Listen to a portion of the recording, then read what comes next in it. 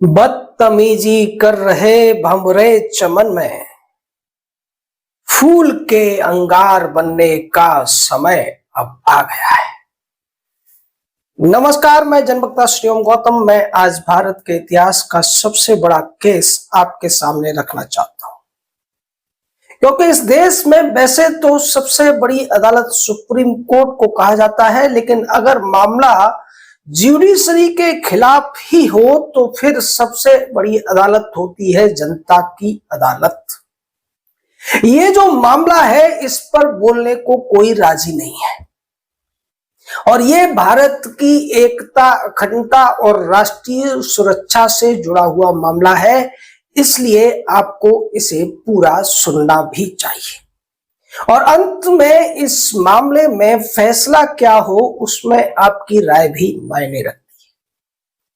हमारे देश को आजाद हुए 77 साल हो चुके हैं, लेकिन पिछले 77-78 सालों में देश के अंदर जो आंतरिक सुरक्षा है, उसको लेकर एक बहुत बड़ा खतरा उत्पन्न किया जा रहा है और ये लगातार हो रहा है। और ये जो खतरा है, ये किसी व्यक्ति विशेष द्वारा या किसी बाहरी शक्ति के द्वारा नहीं उत्पन्न किया जा रहा, बल्कि भारत की ही एक संवैधानिक संस्था इस खतरे को बढ़ाने का और पोषित करने का काम करती हुई लगातार चली आ रही है। अब आप कहेंगे कि ऐसी कौन सी संवैधानिक संस्था है जो देश की सुरक्षा, देश की एकता, अखंडता और आंतरिक जो स्थिति है उसको खराब करने में सबसे बड़ी भूमिका निभा रही है। ज्यादा पहेलियां न बुझाते हुए मैं साफ तौर पर आपको बताता हूं कि वो संस्था है भारत की ज्यूडिशरी। आप ऐतिहासिक तथ्यों को खंगालिए और फिर देखिए कि पिछले 77-78 सालों में देश की आंतरिक सुरक्षा को सबसे ज्यादा अगर किसी ने खतरे में डाला है, किसी ने कमजोर किया है, तो वो भारत की ज्यूडिशरी ही है। जब इंदिरा गांधी ने पहली बार इस देश पर इमरजेंसी लगाई थी, उसके बाद पूरी तरीके से ज्यूडिशरी को घोषित तौर पर अपने कंट्रोल में ले लिया था। लेकिन उससे पहले भी जो ज्यूडिशरी देश में काम कर रही थी, चाहे हाई कोर्ट हो या सुप्रीम कोर्ट हो, वो पूरी तरीके से कांग्रेस की सरकारों के नियंत्रण में ही काम कर रहे थे। इसमें कोई दो राय नहीं है। तथ्य आप देखेंगे तो आप भी स्वीकार कर लेंगे। चाहे भारत के इतिहास का पहला घोटाला हो, जीप घोटाला हुआ था जवाहरलाल नेहरू के जमाने में, और उस केस में किसी भी व्यक्ति को कोई सजा नहीं हुई थी, क्योंकि इस देश की ज्यूडिशरी जो सत्ता थी उसके साथ समझौता कर चुकी थी। उसके बाद भारत के एक सबसे ईमानदार कहे जाने वाले लोकप्रिय प्रधानमंत्री की हत्या हुई थी देश से बाहर, लेकिन उस मामले में भी कोई जांच नहीं हुई, किसी को सजा नहीं हुई, क्योंकि इस देश की ज्यूडिशरी अपना कर्तव्य नहीं निभा रही थी। फिर इस देश की संसद के सामने एक और बड़ी घटना हुई, जो कि जलियांवाला बाग के मामले से भी बड़ी घटना थी। 3000 से ज्यादा लोगों का नरसंहार हुआ, लेकिन किसी को भी सजा नहीं हुई। उसके बाद इमरजेंसी, और उसके बाद भोपाल गैस कांड हुआ। उस मामले में भी हजारों लोगों की जानें चली गई, हजारों लोग अपाहिज हो गए, जाने कितनी जिंदगियां बर्बाद हो गई। उसके बावजूद उस मामले में भी किसी को सजा नहीं हुई, क्योंकि देश की जो हायर ज्यूडिशरी थी वो अपराधियों के संरक्षण में ज्यादा इंटरेस्टेड थी, न कि अपराधियों को सजा देने में। उसके बाद तो आप सबको याद ही है, क्योंकि ज्यादातर लोग तो 80 के दशक के बाद ही पैदा हुए हैं। तो ये सारी जो स्थितियां हैं और आज भी जो कुछ हो रहा है, आज भी जो कुछ देखने को मिल रहा है, कश्मीर समस्या के लिए जवाहरलाल नेहरू को तो हम जिम्मेदार मानते ही हैं, लेकिन उस समस्या को बढ़ाने में और समाप्त नहीं होने देने में अगर किसी का सबसे ज्यादा योगदान था, तो वो भारत के सुप्रीम कोर्ट और हाई कोर्ट्स का ही था। आपको याद होगा कि जब मोदी सरकार सत्ता में आई थी, तो पैलेट गन्स के माध्यम से जो पत्थरबाज थे उनको सबक सिखाने का काम किया जा रहा था। लेकिन हमारे देश का सुप्रीम कोर्ट बीच में कूद पड़ा और सुप्रीम कोर्ट ने पैलेट गन चलाने पर प्रतिबंध लगा दिया। नतीजा क्या हुआ? भारत की जो अर्धसैनिक बल थे, जो सेना की टुकड़ियां होती थी, उन्हें जब आतंकवादियों के कहीं छुपे होने की सूचना मिलती थी वो उन पर अटैक करते थे, लेकिन दूसरी तरफ से गांव के लोग जिहादी पत्थरबाज सामने आ जाते थे और वो सेना की गाड़ियों को घेर लेते थे। कई बार तो सैनिकों को अपनी जान बचाना भी मुश्किल हो जाता था, क्योंकि वो हथियार होते हुए भी हथियार चलाने के लिए स्वतंत्र नहीं थे। सुप्रीम कोर्ट ने उनके हाथ बांध दिए थे। वही स्थिति नक्सल प्रभावित इलाकों में भी देखने को मिलती थी। जब नक्सल हिंसा के विरोध में सीआरपीएफ या दूसरे अर्धसैनिक बल कार्रवाई करने की सोचते थे तो फिर उनके मामले को सुप्रीम कोर्ट में ले जाकर अधिकारियों को ही दोषी ठहरा दिया जाता था। मुंबई ब्लास्ट के मामले में क्या हुआ ये आप सबने देखा है। बड़े से बड़े घोटालेबाज भ्रष्टाचारी देश की अदालतों से आसानी से छूट जाते हैं। यह भी एक तरह का आंतरिक सुरक्षा के लिए ही खतरा है, क्योंकि जो आतंकवादी होते हैं, जो हत्यारे होते हैं, जो बलात्कारी होते हैं, वो तो देश के लिए खतरा होते ही है, लेकिन जो आर्थिक तौर पर देश को खोखला करते हैं वो उनसे भी बड़े ज्यादा दोषी होते हैं। अब आप सोचिए कि जिन लोगों से राष्ट्र की आंतरिक सुरक्षा को ज्यादा खतरा है, उन्हीं लोगों को संरक्षण देने का या फिर बचाने का, राहत देने का काम जो संस्था करती है, वो संस्था फिर क्यों नहीं जिम्मेदार मानी जानी चाहिए देश की आंतरिक सुरक्षा को खतरे में डालने के लिए। क्योंकि अगर कोई व्यक्ति अपराध करता है, पुलिस या दूसरी जांच एजेंसियां उसको पकड़ती हैं, जेल में डालती हैं, अगर उसे सजा मिलेगी तो दूसरे लोग ऐसा करने से बार बार डरेंगे। लेकिन अगर वो व्यक्ति आसानी से हाई कोर्ट से या सुप्रीम कोर्ट से बरी हो जाएगा, संदेह का लाभ देकर उसे छोड़ दिया जाएगा, तो फिर अपराध करने से लोग डरेंगे नहीं बल्कि प्रेरित होंगे, क्योंकि अपराध के माध्यम से पैसा कमाना इस देश में बहुत ज्यादा आसान है। आपको बड़े से बड़े घोटाले याद होंगे। हर्षद मेहता का घोटाला याद होगा, सत्यम के राजू का घोटाला याद होगा, ए राजा का घोटाला याद होगा, कोयला घोटाला याद होगा, लालू का चारा घोटाला याद होगा और दूसरे इसी तरीके से मुलायम सिंह के घोटाले याद होंगे या फिर चौटाला के घोटाला याद होंगे। उसके बावजूद आज तक किसी घोटालेबाज को सजा नहीं मिली है। ये तो राजनीतिक घोटाले हैं, लेकिन जो बड़ी बड़ी कंपनियां घोटाले करती हैं, बड़े बड़े बिजनेसमैन जो घोटाले करते हैं, उनकी तो चर्चा भी आम जनता के सामने नहीं हो पाती है। ये लोग मिलकर हर साल देश को लाखों करोड़ रुपए का चूना लगाते हैं। ये उतनी रकम है कि अगर इसे सही तरीके से देश के हित में खर्च किया जाए तो देश में न गरीबी रहेगी, न बेरोजगारी रहेगी, न भुखमरी रहेगी, न फटेहाली रहेगी। लेकिन ये इसलिए नहीं हो पाता क्योंकि इन सबको संरक्षण देने का काम करती है भारत की जुडिशरी।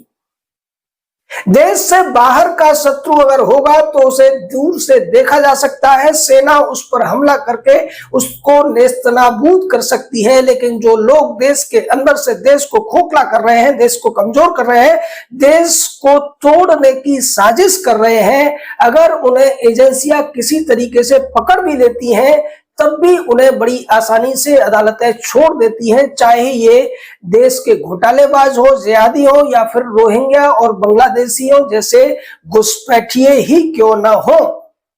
हमारे देश की अदालतों को इनके लिए जो नेचुरल राइट्स है, जो नेचुरल लॉ है, ह्यूमन राइट्स है, इंटरनेशनल लॉ है, ये बड़ी अच्छी तरीके से याद आ जाते हैं। ये हमेशा संदेह का लाभ अपराधियों को देने के लिए तैयार बैठे रहते हैं, जबकि होना तो ये चाहिए कि जो संदेह का लाभ है वो पीड़ितों को मिलना चाहिए, लेकिन पीड़ितों का कोई राइट नहीं होता, कोई नेचुरल लॉ नहीं होता उनके लिए, कोई ह्यूमन राइट्स नहीं होता। जितने भी अधिकार होते हैं वो सब अपराधियों के लिए ही होते हैं। और इसकी पराकाष्ठा देखिए कि ऑपरेशन सिंदूर के समय भी पाकिस्तानी नागरिकों के लिए अदालतों के हृदय किस तरीके से फट पड़ रहे थे और यहां तक कहा जा रहा था कि नहीं नहीं, इन्हें जबरदस्ती पाकिस्तान भेजने की जरूरत नहीं है। हमारे देश की अदालतें अभी एसआईआर के मामले में भी आपने देखा कि पिछले 5 महीने से लगातार सुनवाई चल रही है, जबकि चुनाव आयोग ये चाहता है कि जो भारत में अवैध रूप से आए हुए विदेशी घुसपैठिए हैं उनके नामों को भारत की वोटर लिस्ट से हटाया जाए। गाहे बगाहे ये जो जुडिशरी है ये इन लोगों के साथ खड़ी हुई दिखाई देती है। और एक चीज और आप समझ लीजिए, इतिहास से भी हम सबक नहीं लेते हैं। भारत राष्ट्र के रूप में तब तक मजबूत था जब तक हमारे यहाँ सेनाएं बाहर की सीमा पर खड़ी होकर चौक चौबंदी करती थी और आंतरिक सुरक्षा के लिए भी हमारे पास गुप्तचरों की एक बहुत बड़ी नेटवर्क होती थी। ये नेटवर्क गुप्त काल तक देश में खूब मजबूत रही और गुप्त काल के बाद इस देश में वो जो आंतरिक सुरक्षा की प्रणाली थी वो कमजोर हो गई, जिसकी वजह से देश छोटे छोटे राज्यों में बंट गया और फिर इस देश पर विदेशी आक्रमणकारियों का लगातार हमला होता रहा। लेकिन वो हमले भी इस देश को गुलाम नहीं बना सकते थे। इस देश को गुलाम बनाने में सबसे ज्यादा भूमिका निभाई हमारे देश के गद्दारों ने। उन्होंने उस विदेशियों को मदद की, उनका साथ दिया, लूट में उनसे हिस्सा लिया।